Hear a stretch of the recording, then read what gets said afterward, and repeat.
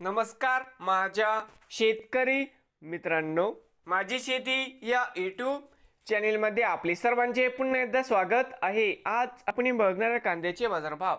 महाराष्ट्र राज्यातील कृषी उत्पन्न बाजार समिती सोलापूर जिल्ह्यातील आजचे कांदा बाजारभाव म्हणजे दिनांक 3 जून 2025। सर्व शेतकऱ्यांनी हा व्हिडिओ संपूर्णपणे बघा, कुठे स्किप करता।